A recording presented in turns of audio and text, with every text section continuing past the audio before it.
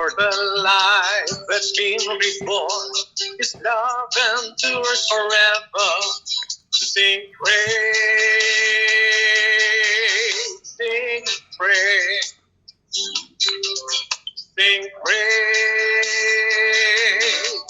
sing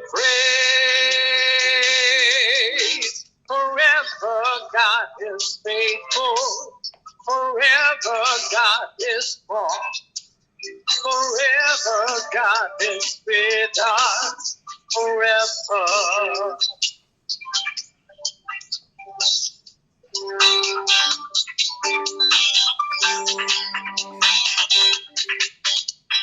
The rising sun to the setting sun, His love endures forever. And by the grace still carry on, His love endures forever. Sing praise, sing praise, sing praise, sing praise. Forever God is faithful, forever God is strong, forever God is with us, forever, forever. Forever God is faithful, forever God is strong, forever God is with us, forever, forever and ever.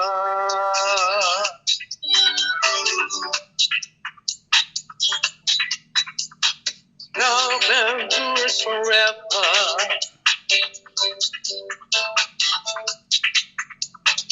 Love endures forever.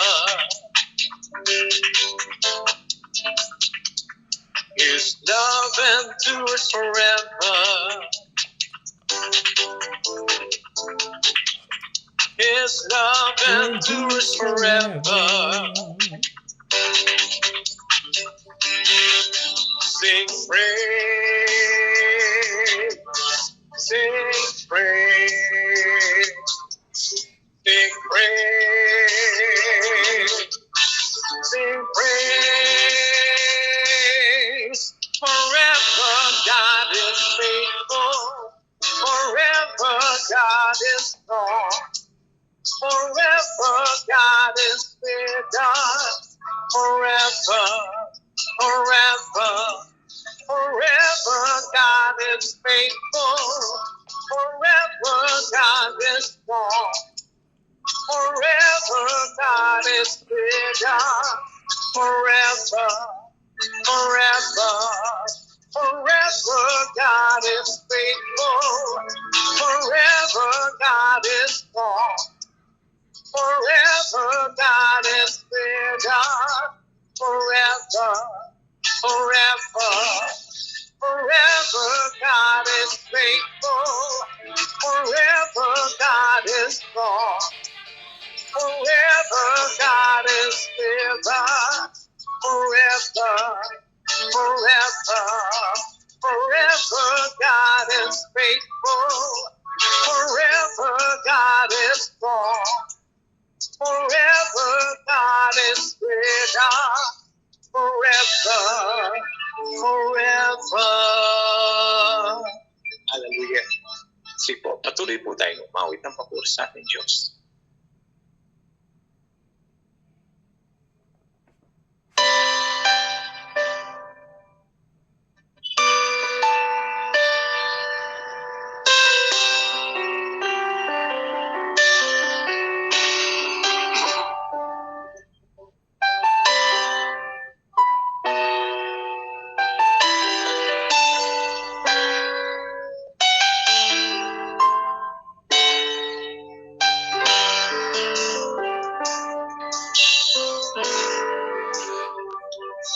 You are beautiful beyond description,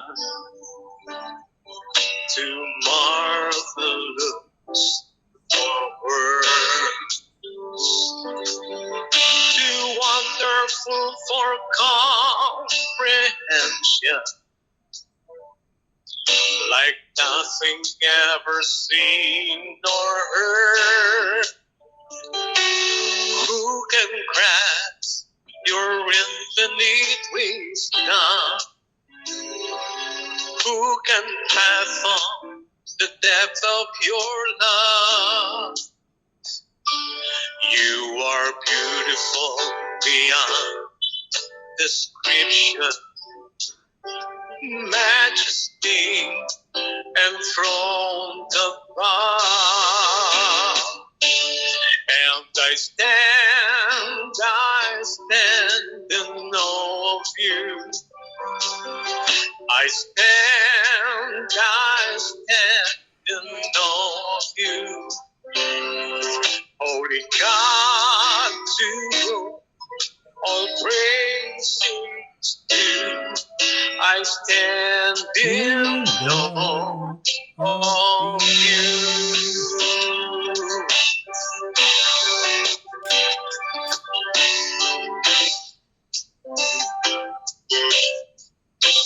We think that you are beautiful. You are beautiful beyond description. Too marvelous for words.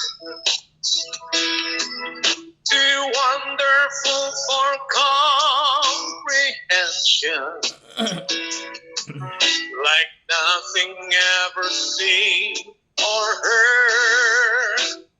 Who can grasp your infinite wisdom? Who can fathom the depth of your love? You are beautiful beyond description, majesty enthroned above. And I stand in awe of you.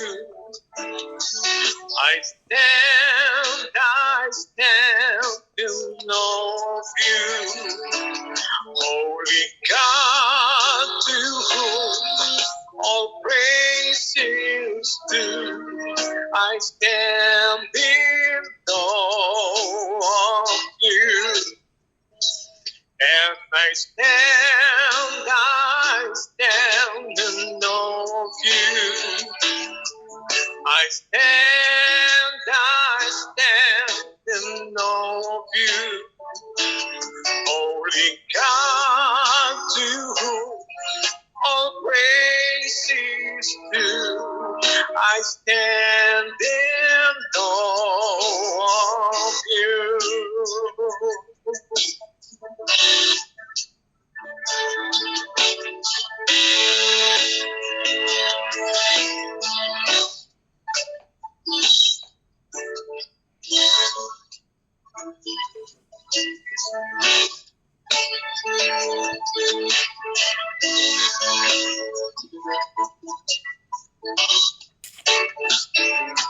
Holy God, to whom all praises due. I stand in awe of you. I stand. And I stand in awe of you. I stand in awe of you. Holy God, to whom all praises due. I stand in awe of you. Hallelujah. Sige po, tayo po'y lumapit sa Panginoon sa panalangin. Open po tayo ni Ate Senny sa panalangin. Sige po.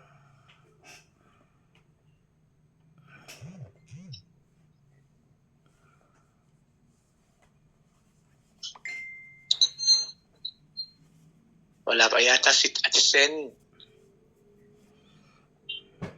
Nakamute pa.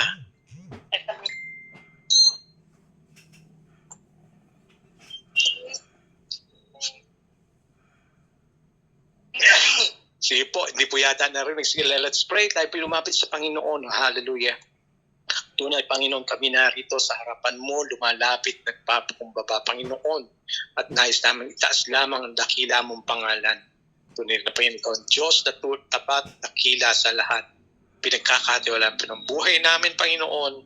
Gawin po kami, Panginoon, na karapat dapat sa iyong harapan. Sa aming pag-aaral, Panginoon, ikaw lamang maitas mapapurihan.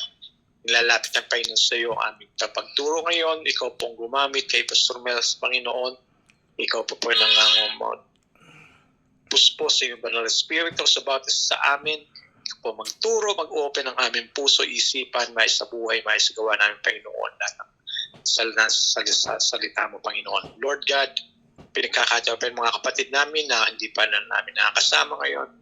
Dalangin ko po magpaalala, Panginoon, sa kanila, makasama namin sila sa aming pag-aaral ngayon. Sa iyo lamang, Panginoon, papurit po sa samba sa Panginoon Jesus. Amen. Amen. Sige po, dahil naka-open na ang camera ni Kuya Bong, siya na ang maunang siya na ang unang magpe-praises. Sige, praises as usual ng pasasalamat na surviving tayo sa panahon na to na may mga crisis. Tsaka yung protection ng Panginoon na tunay nga na laging sapat ng kanyang protection sa atin eh. Dumarating yung mga blessing natin na on time, minsan na nagwo-worry tayo but yet we need to trust God kasi mayroon siyang perfect timing. So, yun lamang po. Amen. Thank you, Kuya Bong. Sino pa pong may puri pasasalamat sa ating Diyos? Meron pa po ba? Ayan, si Ate Ami. Hello, Summer. Si Winter, nandyan pala si Winter. Si Winter. Papunta po ulit ako dito po. Ay, sumama ka sa church sa Sunday. Tapos binili ako ni Papang bike. Wow! Graduation po niya kasi Winter. Kaya pala. Mataas ba grade ni Namiss namin si Winter? Summer. Mataas ba grade? Wala pong laman yung envelope. Walang laman yung envelope. Bakit? Walang grade. Walang grade. Walang grade daw. Sige po, thank you po. Sige. God bless you, Summer. Sige po, mayroon pa pong praises. O si Ma'am, ang iyong lola mo raw. Praise po sa kalakasan ng Panginoon. Hindi pa po nakakabawi ng lakas. Kasi nakapagluto ng carbonara, request ni Summer po. Tapos, salamat po Lord sa pag-iingat niya sa amin. Libing na rin po si Uncle. Na-cremate na po siya. Salamat sa mga prayers niyo po. Prayer namin na hanggang kay Uncle na lang yung sakit na gano'n. Wala nang susunod sa amin. Yes po. Thank you po sa inyo. Thank you po sa Lord. Amen. Thank you, Ate Ami. Sige po, meron pa pong praises?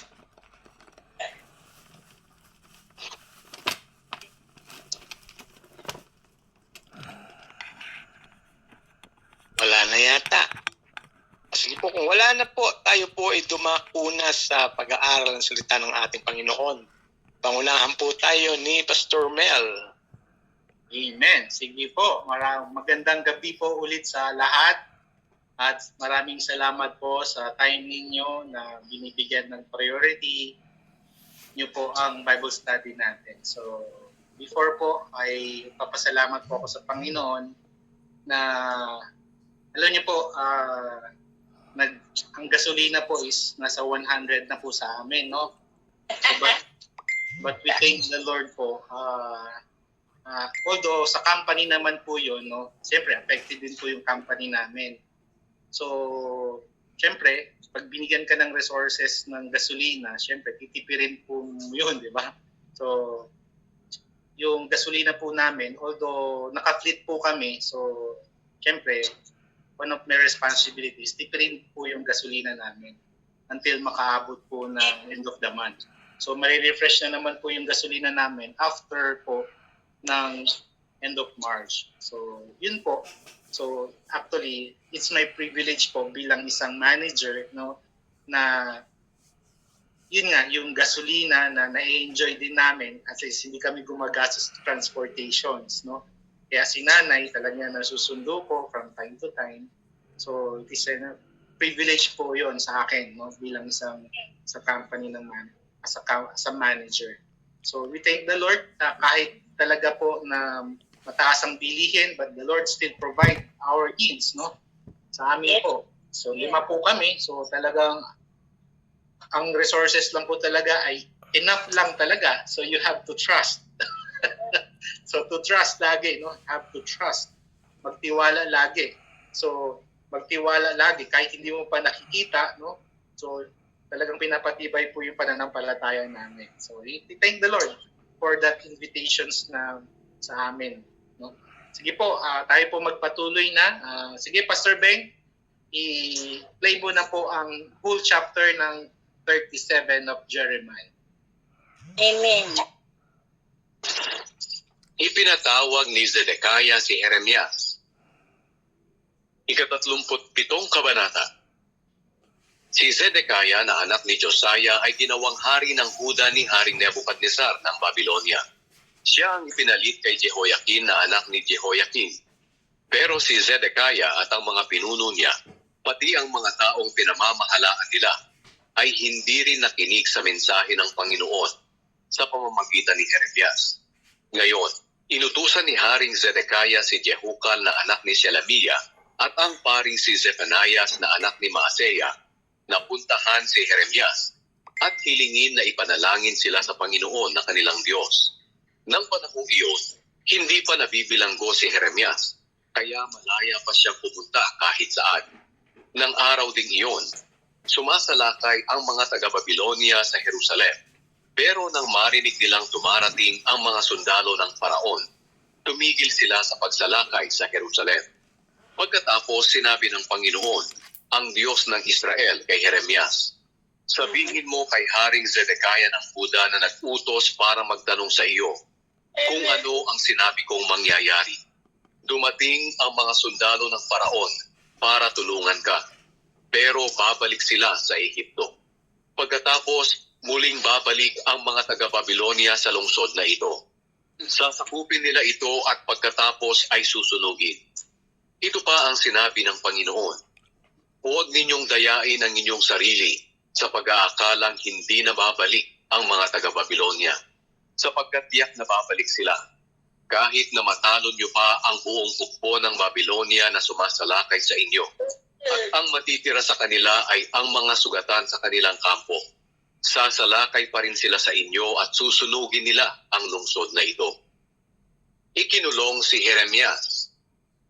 Nang tumakas ang mga sundalo ng Babylonia mula sa Jerusalem dahil sa hukbo ng Faraon, umalis si Jeremias sa Jerusalem at pumunta sa lupain ni Benjamin para kunin ang bahagi ng lupain niya na ipinamahagi sa kanyang pamilya. Pero nang dumating siya sa pintuang bayan ng Benjamin, hinuli siya ng kapitan ng mga gwardya na si Iriah, na anak ni Shelemiah at apo ni Hananiah. Sinabi sa kanya ng kapitan, "Kakampi ka ng mga taga-Babylonia." Sumagot si Jeremias, "Hindi totoo yan. Hindi ako kakampi ng mga taga-Babylonia." Pero ayaw maniwala ni Iriah. Kaya hinuli niya si Jeremias at dinala sa mga pinuno. Nagalit sila kay Jeremias. Ipinapalo nila siya at ipinakulong doon sa bahay ni Jonathan na kalihim. Ang bahay na ito ay ginawa nilang bilangguan. Ipinasok nila si Jeremias sa isang selda sa ilalim ng lupa at nanatili siya roon ng matagal. Kinalaunan, ipinakuha ni Haring Zedekiah si Jeremias at dinala sa palasyo. Palihim niya itong tinanong, "May mensahe ka ba mula sa Panginoon?" Sumagot si Jeremias, "Mayroon. Ibibigay ka sa hari ng Babylonia." Pagkatapos, nagtanong si Jeremias sa hari, "Ano ang nagawa kong kasalanan sa inyo, o sa mga pinuno nyo, o sa taong bayan, at ipinakulong nyo ako?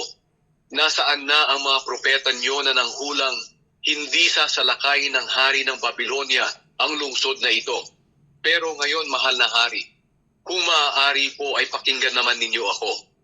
Nakikiusap ako na huwag niyo na po akong ibalik doon sa bahay ni Jonathan na kalihim dahil mamamatay ako roon.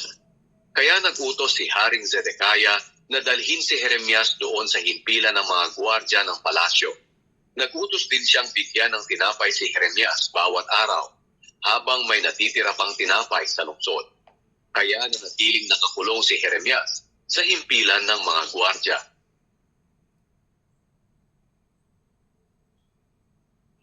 Amen. Sige po. So, before we start po, manalangin muna tayo. We ask for the guidance ng Banal na Espiritu.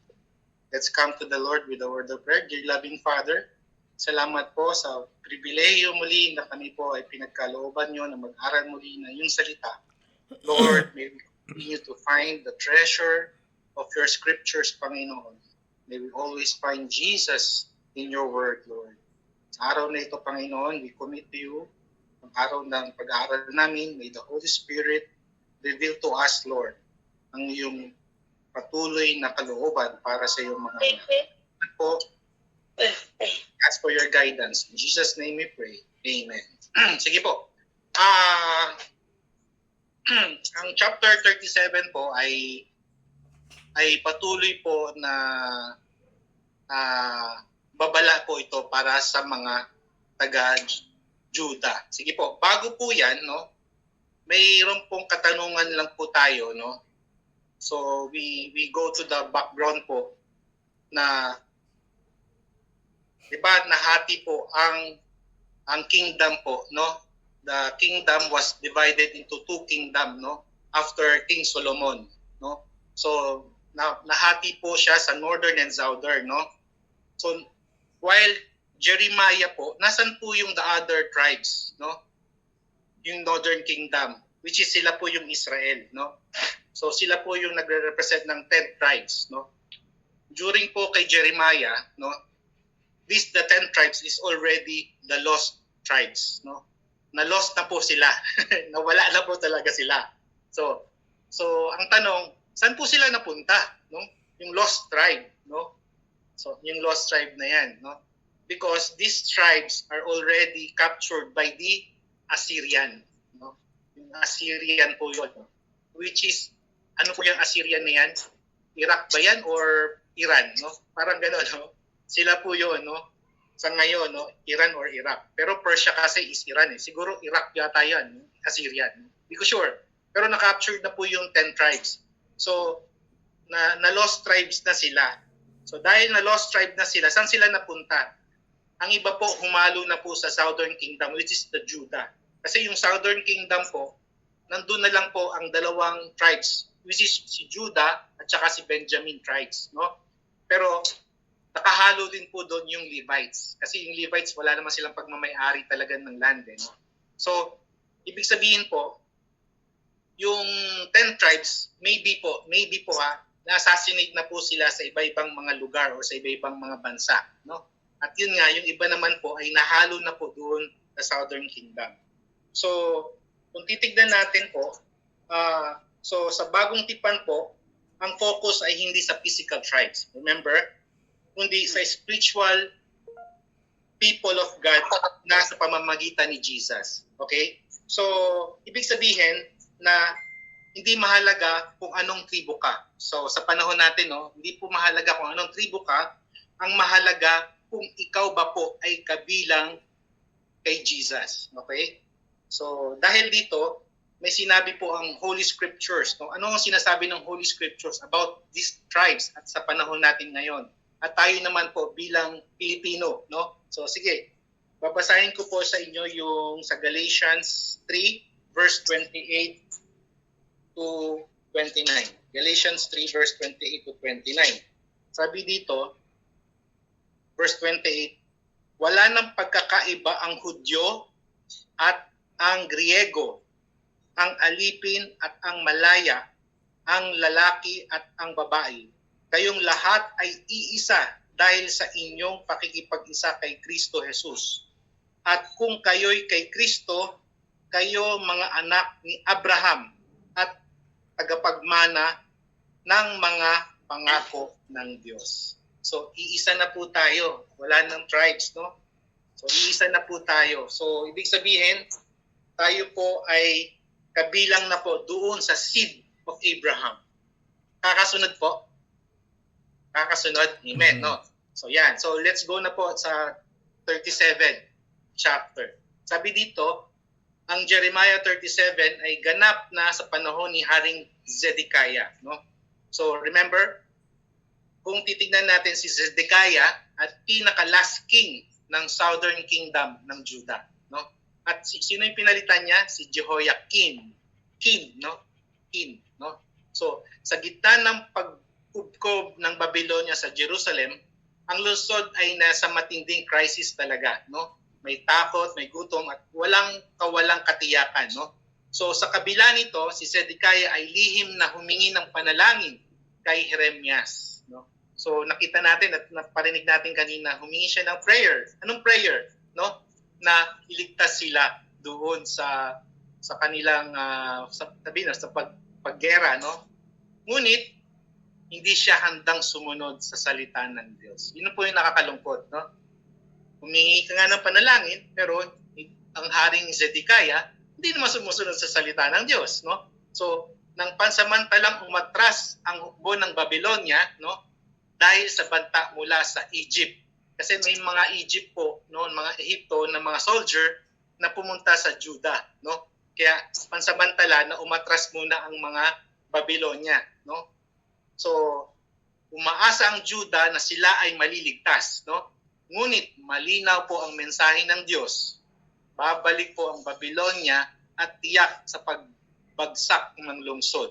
So sa kabanatang ito, no, makikita ang mga maling paratang laban kay Jeremias at ang pagkakulong sa isang larawan sa pag-uusig sa taong nagsasalita ng katotohanan. Remember, when Jeremiah was go to this land, no? Anong tribo po 'yon? Kay Benjamin. Kasi siguro sabi doon may mana daw siya doon no, sa land ni Benjamin, no? So pinuntahan niya 'yon. So doon naman while on the land of Benjamin, na-accuse naman po si Jeremiah, ano po 'yung false, parang na ano siya na false identity, no? Ano po? Na kakampi daw po siya ng Babylonia. Kaya nagalit po yung ano doon, yung namamahala doon sa ano doon sa lugar na yon. So dahil doon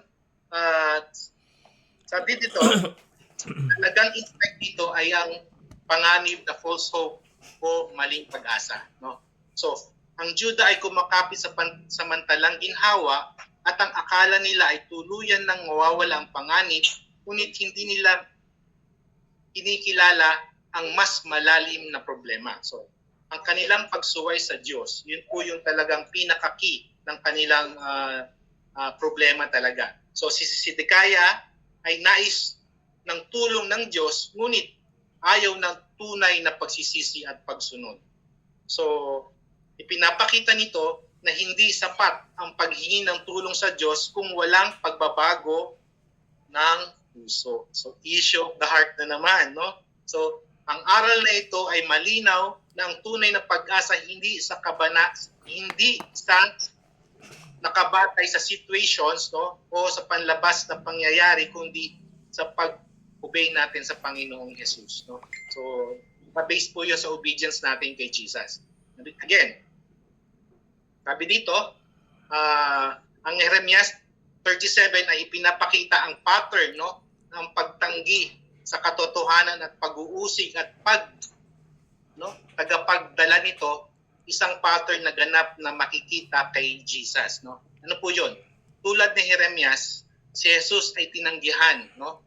Tinanggihan, maling inakusahan at inusig dahil sa kanyang mensahe ng truth or katotohanan. So ang mga taong naghahanap ng kaligtasan at himala, ngunit ayaw tanggapin ang kanyang tawag sa pagsisisi, sa huli, si Kristo ang tunay na pag-asa. So, hindi lamang sa gitna ng crisis, kundi sa kaligtasan mula sa kasalanan at hatol. So, yun po, no? Napakagandang mensahe po nun. So, ibig sabihin po talaga, ang tunay natin, ang pagsunod natin kay Jesus talaga, ang tunay po talaga na dapat binibigyan natin ng importante. So ano pa? Ang mga, let's say, sabihin natin, ano yung mga situations ngayon na nangyayari, no? Mga nangyayaring digmaan sa Middle East. Yun natin tulad ng mga tensyon sa pagitan ng Iran, Israel at US. So nagpapakita rin ito ng false hope at pansamantalang seguridad. Actually, makikita natin yan, no? Akala natin na ito pala ang security natin dahil sa oil, no? Pero pinapakita nito, hindi yan ang ating security, ha? So dahil dito ay nagpapakita rin ng false hope or pansamantalang seguridad. Tulad ng Huda na umaasa sa pag-atras ng Babylonia, tulong ng Egypt, no? Ang mga bansa ngayon ay umaasa sa mga alyansa, no? Ang mga bansa po ngayon, no, talaga nakikita natin nagsama-sama para anihin ng Iran, no? So, ano po 'yon? Nag-istratehiya sila ng mga alyansa, ng mga weapon nila, estratehiya para sa seguridad, no? Ngunit ang kasaysayan ay paulit-ulit lang. Imagine natin, no, na ulit-ulit lang talaga, no? So, nagpapakita na ang ganitong uri ay pag-asa ay pansamantala lamang, no?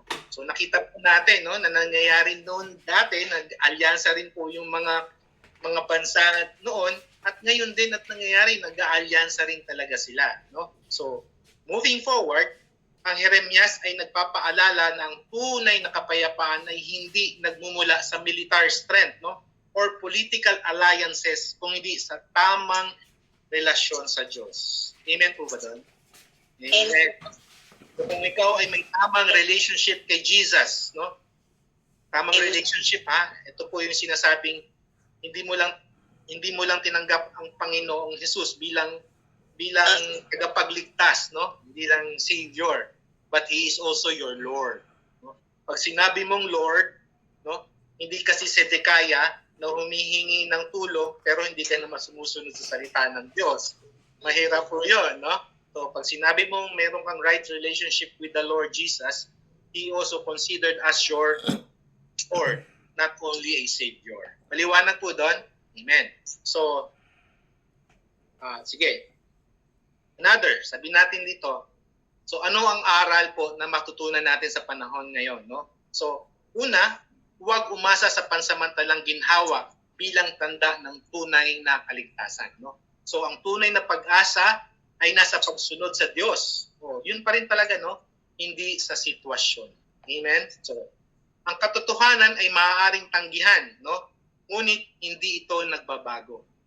When we share the word of God, no, yung katotohanan talaga, no, hindi po ito nagbabago ang salita ng Diyos. Kaya nga ang pangako ng Panginoon ay siya'y tapat, no?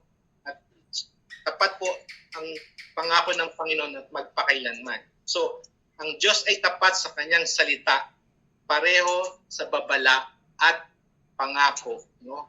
So, pareho po ito sa warning and promises. So, ano pa? Ang Jeremias 37 ay paalaala sa gitna ng digmaan, kaguluhan at kawalang katiyakan ang tunay na tanong hindi kung sino ang mananalo sa laban, no? Hindi yun importante kung sino mananalo, Iran, Amerika, or kung sino man, no? Kundi kung sino po ang makikinig sa Diyos. Amen. Tingnan natin diyan, ha? Kung sino po ang makikinig sa Diyos. Sige, mamaya may sasabihin ako. Importante po yun, no? So, habang ang mundo ay naghahanap ng seguridad at lakas sa kapangyarihan, tinatawag tayo ng Diyos na ilagay natin ang pag-asa natin kay Jesus, no? Siya lang talaga yung ating pag-asa. Siya ang tunay na hari at nagdadala ng kapayapaan na hindi kayang bigay ng mundo. Alam po natin yan. So, ipasok po natin sa puso yun, no? Si Jesus lang talaga ang nagbibigay ng pag-asa sa atin. Kaya lagi niyo pong maririnig sa akin, no? Huwag niyo pong i-put your hope doon sa trabaho niyo, sa kayamanan niyo, sa mga ano niyo, no? Although these are the blessing of the Lord, no? Yung mga itong ano. Pero huwag po natin i-put talaga yung puso natin dito, compare natin kay Jesus, no? So, sa huli, ang tunay na seguridad ay hindi na sa politika or sandata, kundi sa relationship natin sa Diyos sa pamamagitan ni Jesus. So it is a revelations pa rin ng the scriptures, no? Alam niyo po, ang scriptures talaga ay napakayaman sa sabi nga sa kayamanan, no? Napakayaman sa kayamanan. Kaya patuloy po nating hahanapin ito, no? So yun po yung sinasabi natin kanina, na ang relasyon talaga sa Panginoon ang pinaka-importante talaga. So napakinggan niyo po ba si Benjamin Netanyahu? Ano po yung sinabi niya? May sinabi siya, di ba? Ano yung sinabi niya? Ito po yung sinabi niya. Hindi makapangyarihan, sabi niya, si Jesus po, no? Si Jesus ay hindi makapangyarihan kumpara kay Genghis Khan. Narinig niyo na po yun? Narinig niyo na po yun? Naglagay siya ng word na. So we respect kasi hindi naman talaga Christians sila Benjamin Netanyahu. Sino po ba yon? Siya yung Prime Minister ng Israel na kausap lagi si Trump, no? So, imagine mo, sabihin ni Netanyahu, si Jesus ay hindi makapangyarihan kumpara kay Genghis Khan. Sino po ba si Genghis Khan? Ang tanong, no? So, Conqueror.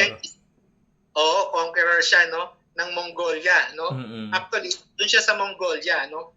So, siya po ang may full record ng worldwide na siyang pinakamalaking sinakop, no? Sa history yan, sa history, no? Mm-mm. Sa history po ng worldwide yan. So siya ang pinakamalaking sinakop from China to India hanggang Europe. Nakarating po 'yun, no? Ang kanyang role, no? Ang kanyang role. So sabi doon, si Genghis Khan ay kilala sa military conquest at pananakop gamit ang dahas at kapangyarihan ng hukbo. While si Jesus naman ay dumating bilang mapakumbabang hari. Why? Kasi sabi niya naman ni Jesus, hindi naman niya ang kaharian dito di ba? So ang kaharian niya ay talagang doon sa eternal kingdom. So hindi upang manakop si Jesus po, pumarito rito ay hindi upang manakop ng lupain kundi iligtas po ang mga kaluluwa natin. Amen, no? The first come of Jesus, no, is to save the lost. Tayo po 'yun. Amen, no? This is the wisdom ng Panginoon. So, kung sino pa po talaga ang hindi tumatanggap sa Panginoon, this is the time, no? The abundant grace na ino-offer pa po ng Panginoon, no? Kaya nga related po yung last topic ni Susan last Sunday, no? Yung forgiveness, no? Yung forgiveness po, no, nagsisignify na abundant grace ng Lord. Talagang hindi natin ma-describe po yung abundant grace hanggang sa panahon natin ngayon. So, sana po yung abundant grace ng Panginoon, huwag na nating palampasin pa, no? I-grab na po natin 'yan, no? At tanggapin na talaga ang salita ng Diyos at sumunod na po sa kalooban niya, no? So yun po, no? Ang the first coming of Christ is to save us, no? Kaya pagbalik ng Panginoong Jesus for the second coming, yun na po yung judgment. It is a final judgment. Doon na po sa mga hindi ni-reject siya. So, yun po yun. So dahil dito, sa panlabas na pananaw, maaring mukhang mas powerful na ang isang mananakop dahil sa dami ng nasakop ng teritoryo ni Genghis Khan. Ngunit ang Biblia, ang tunay na makapangyarihan hindi nasakop ng dahas. No? Sabi doon, kung hindi sa autoridad, sa katotohanan at walang hanggang kaharian for eternal kingdom, no? At yan po yung pangako ng Panginoong Jesus natin. Wow! Thank you, Lord, for that wisdom. Hindi ko po word yun, ha? Ito po ay revelation po sa atin ng banal na espiritu na talagang i-connect tayo kay Jesus, no? Na siya po talaga yung key, no? Ng key ng sabi nga ng problema ng bansa natin or even in the Old Testament, no? Siya talaga yung Messiah na inaabangan, no? ng lahat. So dahil dito, si Jesus ay hindi dumating para magtayo ng political empire kundi eternal kingdom, no? Hindi niya ginamit ang espada, no? Sabi niya, no, hindi ginamit ang espada para manalo. Ginamit niya ano po yung ginamit ni Jesus? Cross, no? Tandaan po natin yan. The cross para maligtas, no? Hindi siya naghari sa pamamagitan ng takot, no? Naghari siya sa pamamagitan ng pag-ibig at sakripisyo. So, sa mata ng mundo, no? Ang cross po ay kahihiyan. Tama po ba? Kasi doon po Yes. pinapako ang mga kriminal, no? Ngunit sa plano ng Diyos, ito ay makapangyarihang victory natin ni Jesus, no? So, bakit? Dahil doon, tayo ay naligtas. Amen, no? Bumalik na naman po yung salvations na talagang yun po yung plano ng ating God the Father na yun po yung plano niya na i-execute na po ni ang Panginoong Yesus. Kaya sabi dito sa kabanata ng sabi doon sa mga kabanata ng Jeremiah ng 34 to 37 makikita na ang bansa ay umaasa sa hukbo, alyansa, kapangyarihan, no? Ngunit paulit-ulit na ipinapakita ng Diyos ang tunay na makapangyarihan ay nasa Kanya, hindi sa tao. So sa ganito rin sa mga digmaan sa Middle East, no? Ang mundo ay tumitingin, sabi nga tumitingin sa military strength bilang sukatan ng kapangyarihan. Tama ba 'yon? Tama, no? Tumitingin talaga ang world, most powerful weapon sa ganun alyansa ng mga bansa, no? Pero ang Biblia ay nagtuturo. Ano po ang pinturo ng banal na sukalatan? Na ang tunay na hari ay si Kristo. At ang kanyang kaharian ay hindi matitinag. So ano po yung final reflection natin?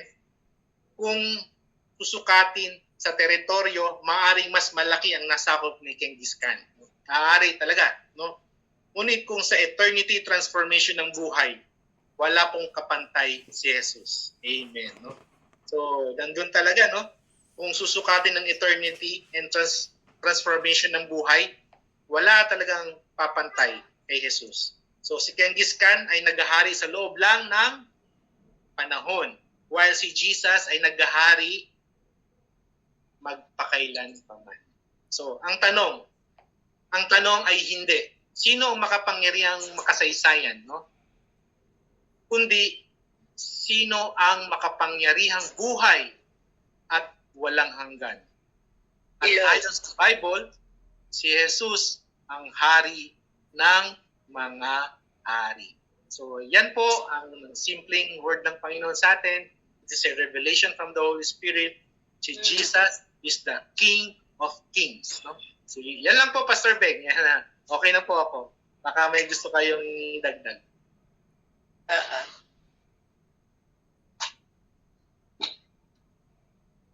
Thank you, Pastor Mel, sa magandang pag-aaral ngayong gabi. Yun, napag-aralan natin. Sabi sa ating napag-aralan, hindi daw sapat yung humingi lang tayo ng tulong kay Lord kung hindi naman tayo willing sumunod. Di ba? Humihingi ka na ng tulong, ayaw mo naman sumunod.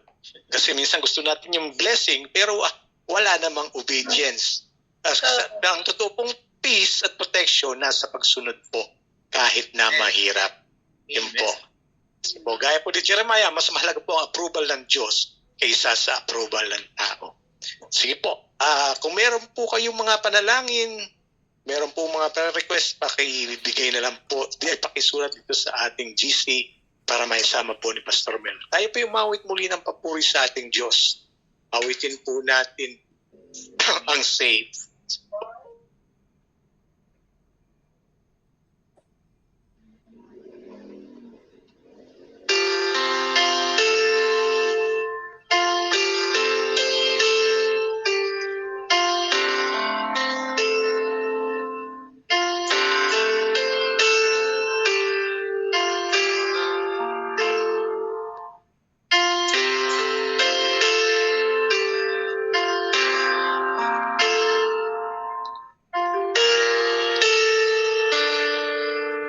Under your grace, mercy amazes me. Under your wings, your shadows calls me. The promise of love, where my heart is safely undone.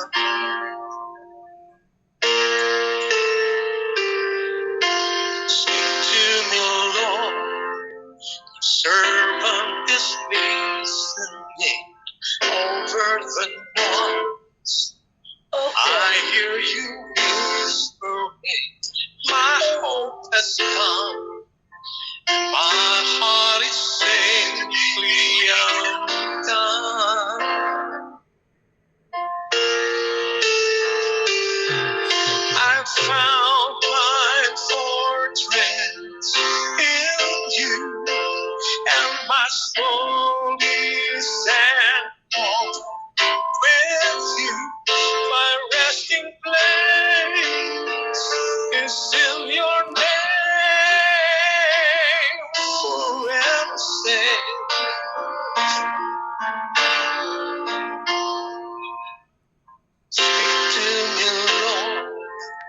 Your servant is listening over the walls. I hear you whispering, my hope has come, and my heart is safely undone.